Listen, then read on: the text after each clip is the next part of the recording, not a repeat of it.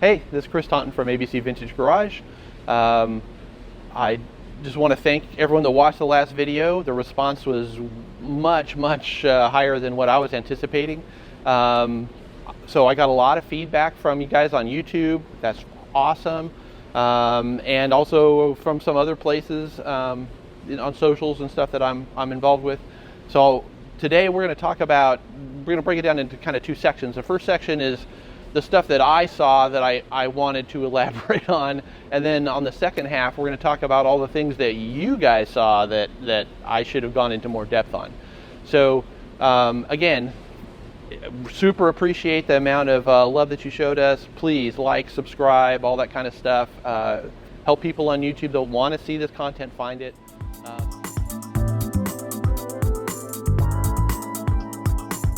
So first thing I want to talk about is what my old driver's education in California in the 70s instructor would tell us, and that is aim high in steering, right? So we talked a little bit about this, but this is about where your eyes are when you're driving, right? So you want to be looking as far down the road as you can physically see. So on the type of driving we're talking about on a twisty mountain road, that's going to be pretty limited. It's going to be blocked by trees and vegetation and the mountains and like all this kind of stuff. But you need as much time to process, right, for your brain to work as possible to make sure that your car placement and your corner entry speed and things like that are what you want them to be.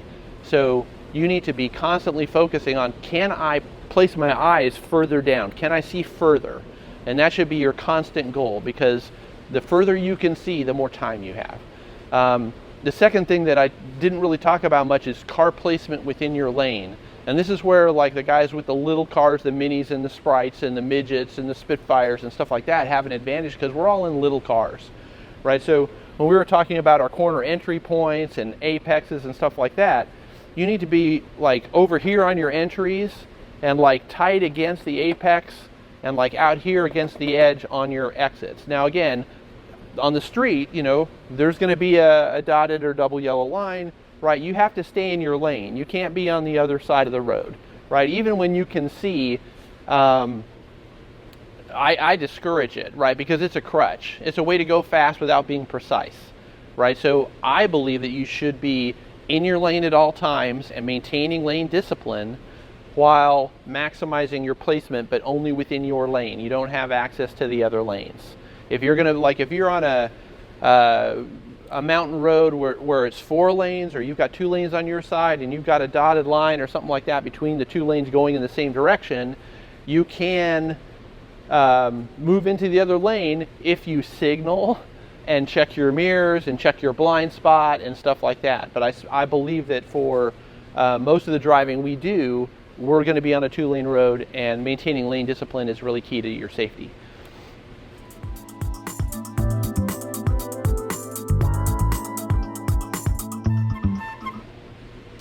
Okay, so here's another thing that I did not discuss that I consistently always do, and that is if I'm going up a hill and there's a crest where I can't see over the crest, I'm off the throttle and I've got my foot covering the brake.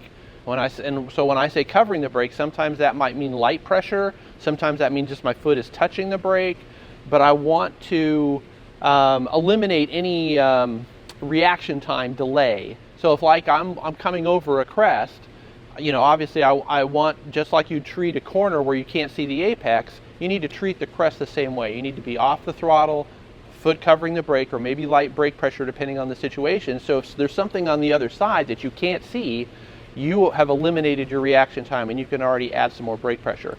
So, you know, especially if you've already got a little bit of pressure on, right? You've already transferred a little bit of weight to the front tires, you've already got more grip in the front, you'll be able to add more brake pressure without risk of locking the brakes. So covering the brakes over crest, super key. Look and steer where you want to go, not where you're afraid you're going to end up.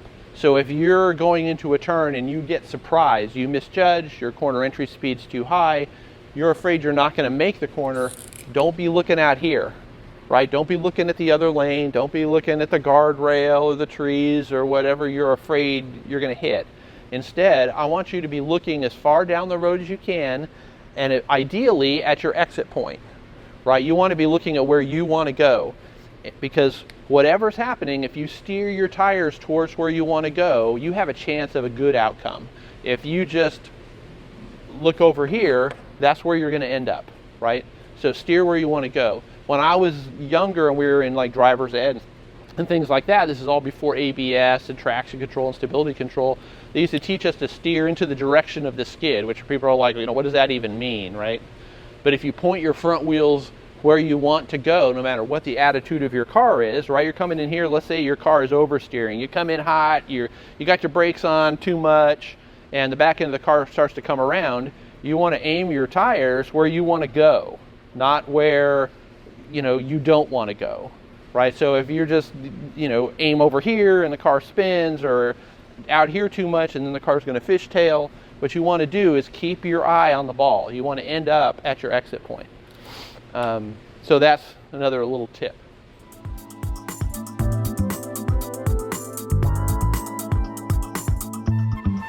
Okay, the other thing that was talked about a little bit on the first one is trail braking, and it became apparent that not everyone knows what that term means, right?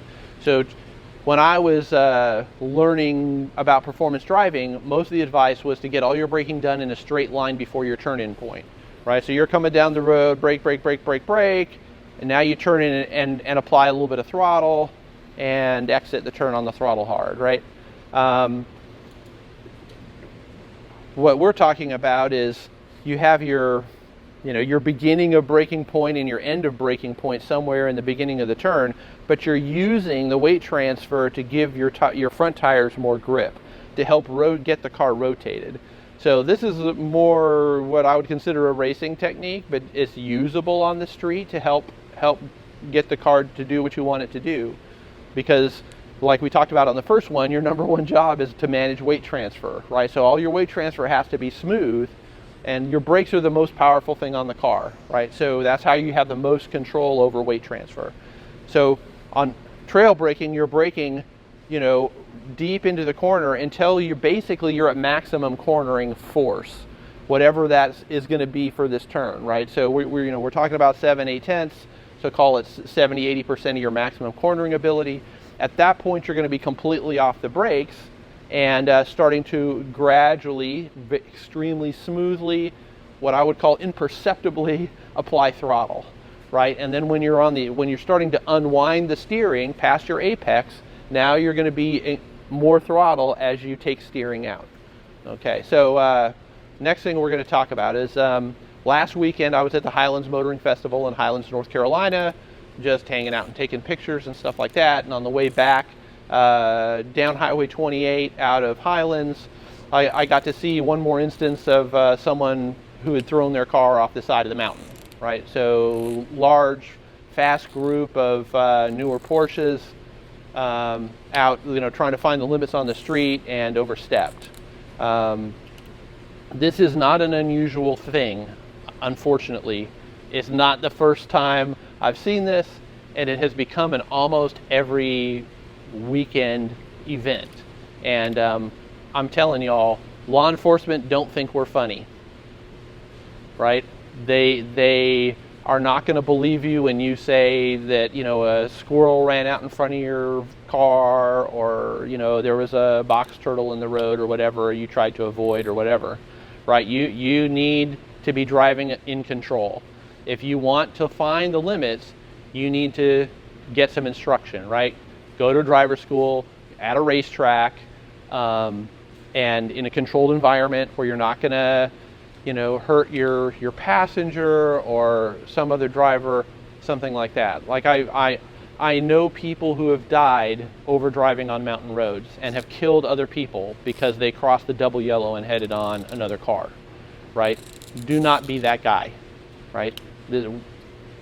That is inappropriate behavior. Okay.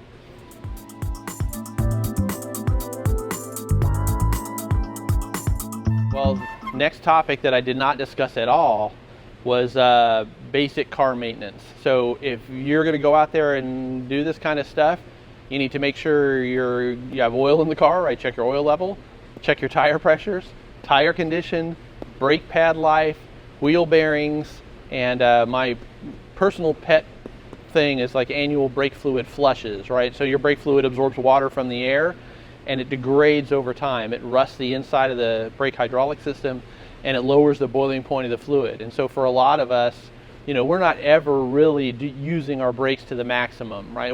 They're not really ever getting hot. But if you're driving hard in the mountains, especially downhill, you're going to get your brakes hot, right? So you can boil the fluid in your brakes and get a soft pedal because you've just kind of neglected some of the basic maintenance. So I'd say if you're going to drive the way we're talking about, kind of in that 7/8 range, especially with a group or your close friends, you need to be super aware that the car needs to be maintained properly. You should not be doing this at all if you have no idea what the condition of those elements of your car are. So basic maintenance is a thing. Next, I talked a little bit about other road users in courtesy last time, and how sometimes we have a tendency to think of them as non-player characters, just like the guy in the video game that hands out the stuff when you have enough points. And it came to my mind that we used to call those people moving chicanes, right? So they are the objects in our way that make us go slow until we can get around them. And I would encourage you, when you're up in the mountains having fun driving, that you consider them fellow road users and people that we need to love and care about, just like the people in our group. So.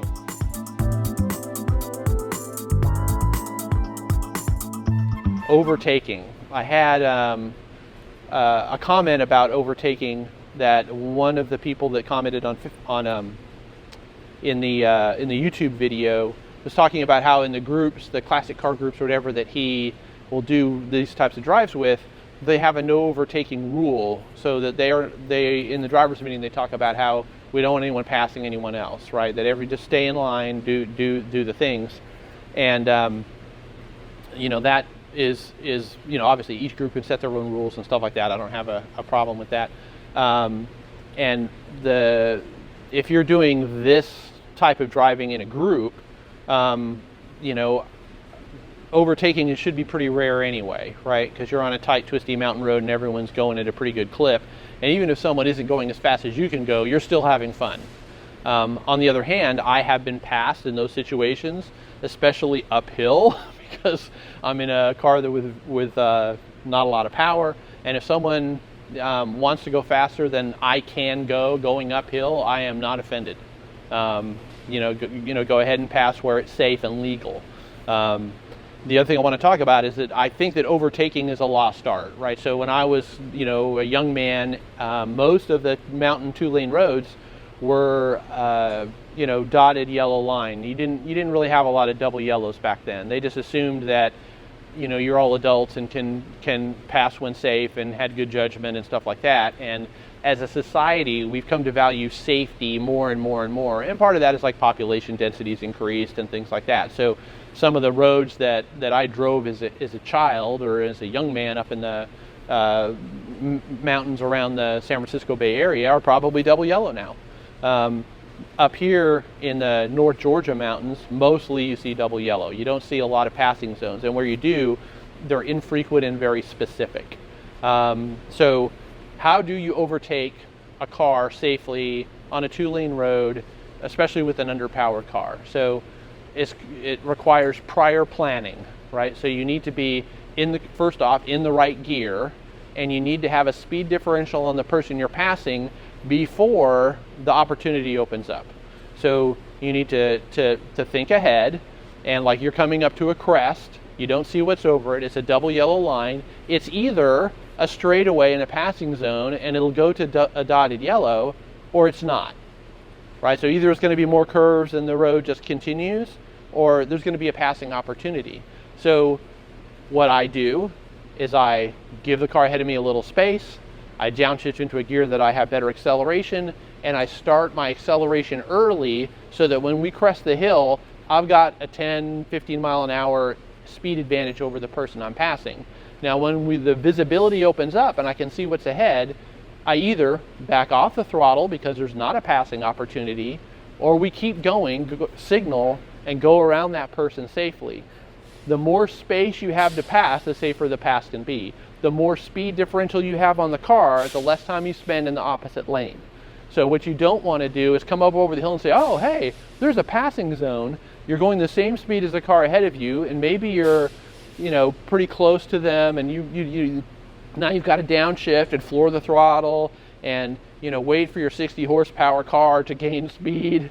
And, so you pull out and you pass him, and you're inching by him the whole length of the straightaway, and you're just, a car's going to come around that turn. You're going to have to hit the brakes and tuck back in behind them because you didn't think ahead, right? So if you're going to pass on a 2-lane road in a vintage car without a lot of power, you need to do some prior planning.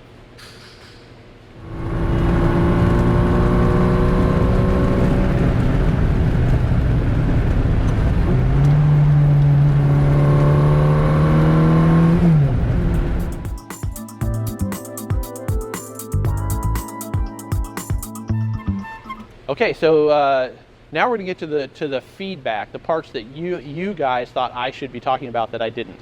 So first one I want to talk about is proper driving headspace, and this is a comment that was made by at Riven Motors 7981 at YouTube. He's got his own channel. Check out his stuff. He's got some cool stuff going on.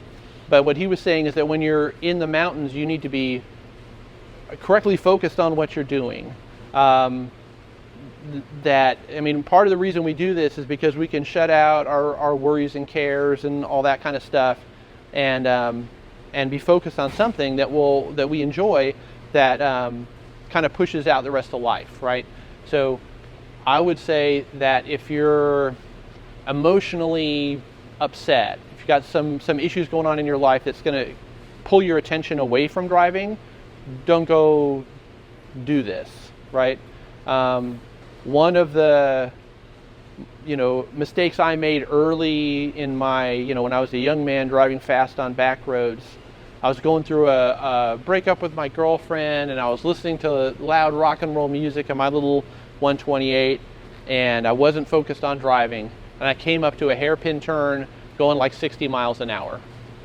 And I'm like, holy crap, like, what do I do now? So maximum braking, no time to downshift, just like slammed on the brakes, turned into the corner just in the hopes that the car would make it.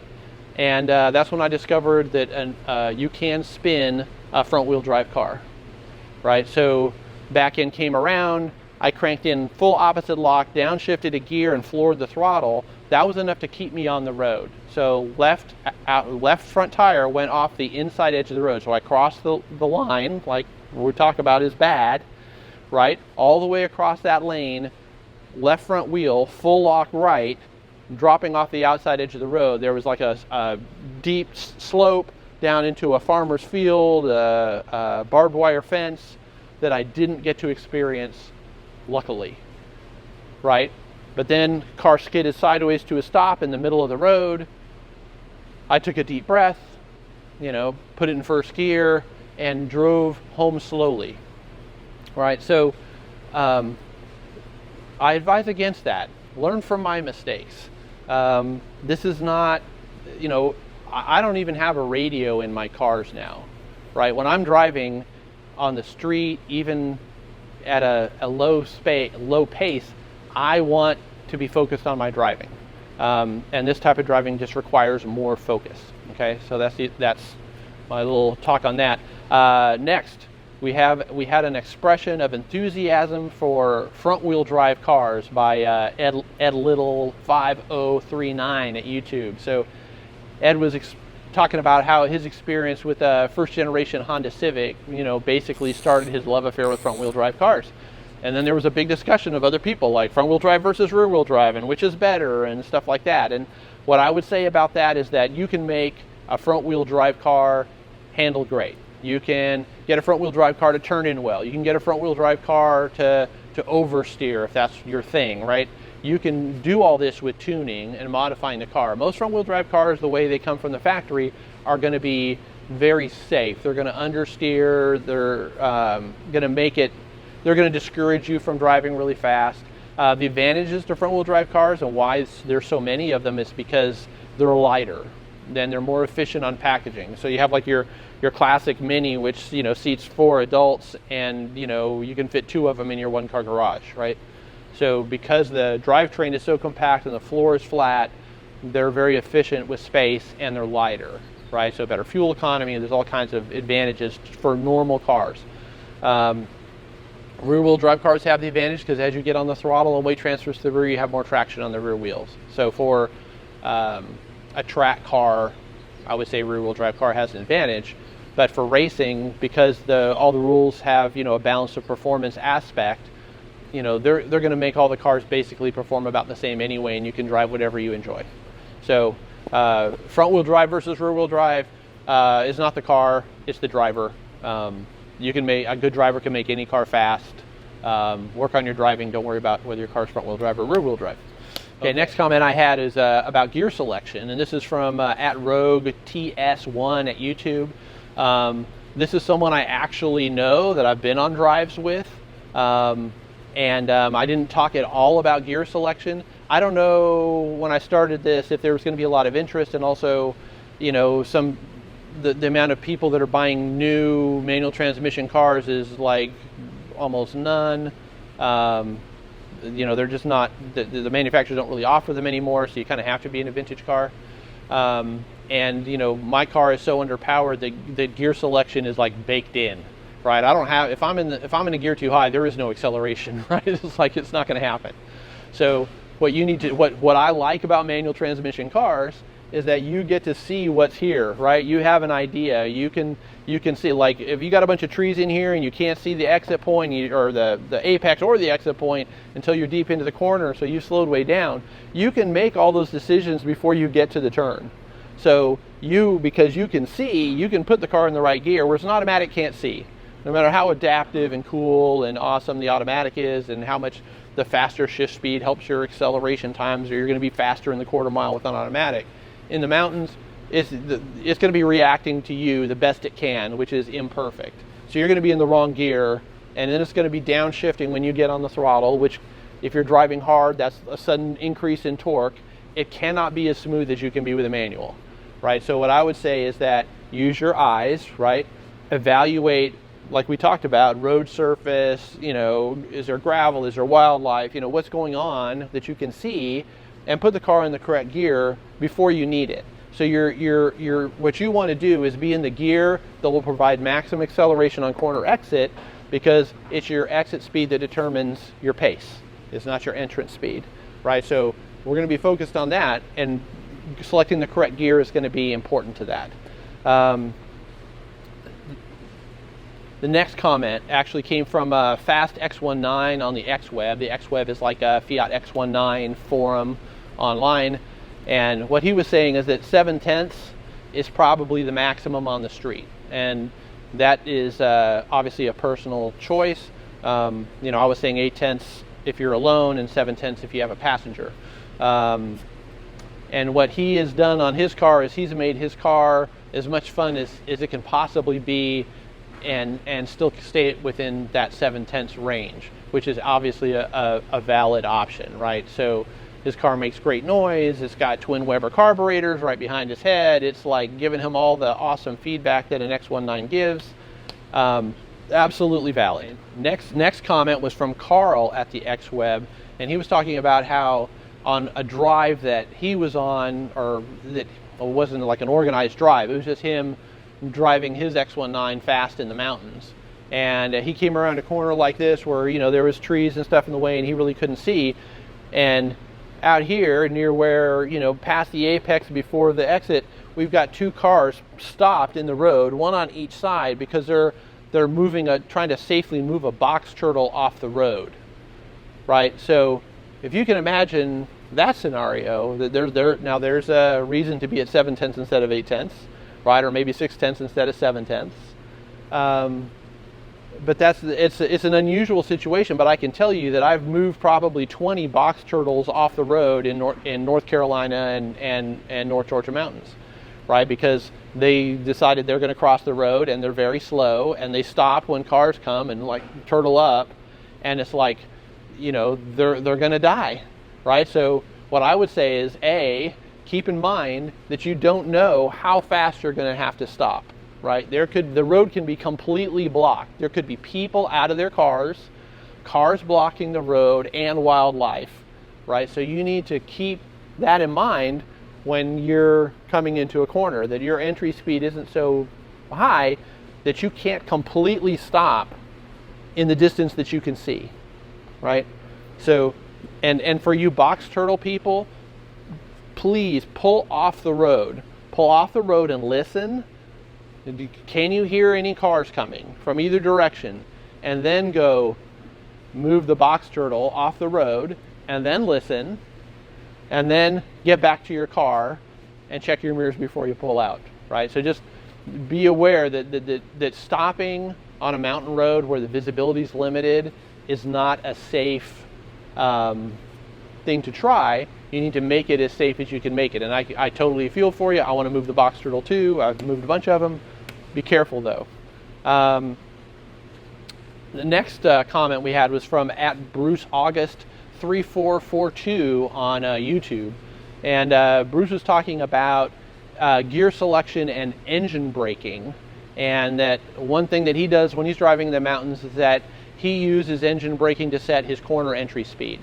So instead of using your brakes to set your corner entry speed, he downshifts the gear and gets off the throttle and lets the car slow down that way. And this is a pretty popular thing in motorcycling, right? That they call it the pace.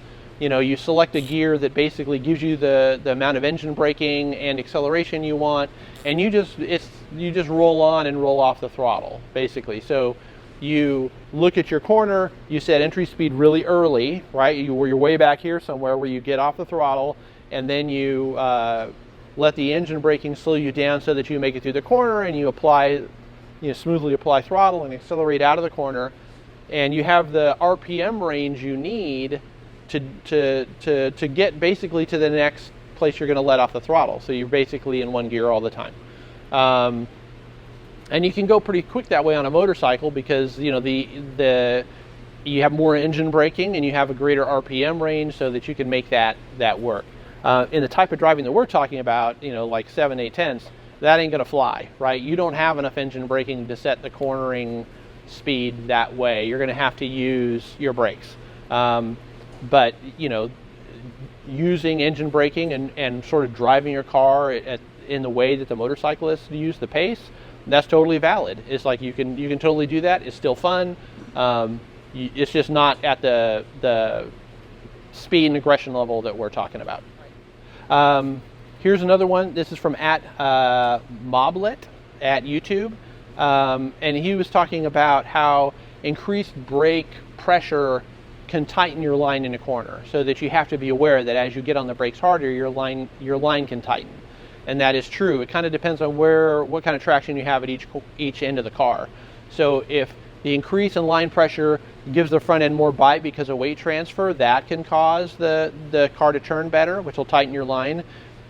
If more extreme than that, if it's making the back end light enough that the back starts to slide because less weight on the rear, that can also tighten your line.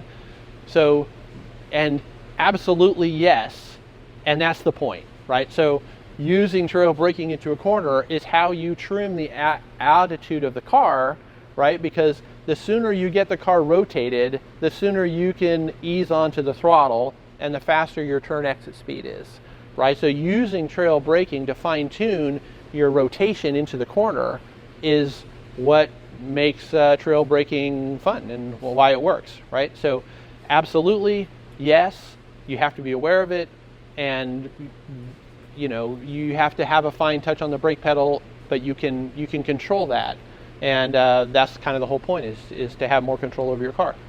Okay, next we have a comment from, I'm probably going to mess up the pronunciation of this. It's @Achenschudel7233 on YouTube, and he was talking that we didn't talk about heel and toe technique. And I'm going to add in double clutching to that. I didn't talk about that because, again, I don't know who has a manual, who has an automatic, and also I would consider both of those techniques a little bit more advanced techniques than the stuff necessarily that I was talking about, and not as applicable to all cars and all drivers. Both heel and toe and double clutching is something I use routinely. My parents taught me when I was learning to drive, and it took me a little bit of time, probably a year or a year and a half or 2 years of practice to get it so that I was smooth doing those things. But they allow you to break into a corner, downshift while matching revs, or to actually double clutching to ease the strain on your synchros and your gearbox, and do it so seamlessly and smoothly that the car is not upset, right? Since again, our job is to manage weight transfer. Any kind of sharp control input into the car is going to upset the car, right? So what we want to do when we're approaching a corner and turning in is we want to make this whole thing to be so smooth that it's like, if I have a passenger in the car, I don't want him to be able to know when I started braking. Like in Gus, he's going to hear when I get off the throttle. It's not going to be a secret. But like initial braking should be so smooth that you don't know exactly when it started. And brake release should also be so smooth that you cannot tell. Like the car cannot tell. The car doesn't jerk, the car doesn't move. It's like you've pulled that weight transfer thing off from whatever your maximum braking that you're using to all the way off the brakes is such a smooth and progressive thing that they can't tell when the release point was, right? So that's your goal. So heel and toe is going to be an important thing to learn, and basically, in case you don't know what that is, that's basically using your right foot on both the brake and the throttle, right? So, and how you do that's going to depend on your specific car and pedal placement and things like that. Most cars, I'm using the ball of my foot on the brake pedal, and I'm kind of rolling my ankle and blipping the throttle with the side of my foot. With Gus, the Fiat, my car I'm using, the little one on most of these drives, I've got to use kind of the arch of my foot on the brake pedal and the toe on the throttle, and that's just because the pedal placement in that car doesn't work out for me to be able to reach it. I don't have enough mobility in my ankle to be able to roll my ankle and blip the throttle in that car.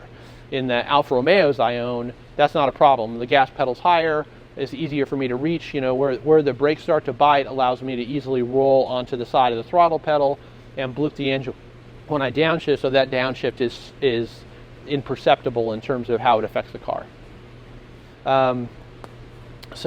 Next, let's see. I had at Craigie I Rush 3492 on YouTube talk about to go fast on the street, learn on the track, and I am in complete and total agreement to that. Applying this stuff that we're talking about is great, but if you're going to try to approach the limits of what your car can do and learn what those limits are, that has to be the controlled environment. You have to be on track, and having some good instruction is going to speed your learning process immensely. So I highly recommend that. I agree with that. Okay, the last one. So I had a Facebook conversation with a friend that owns a vintage car race preparation business. It's very successful. And he was talking about the 10/10ths concept as a percentage of concentration rather than a percentage of you and your car's capability, or how much of that you're committing to an action.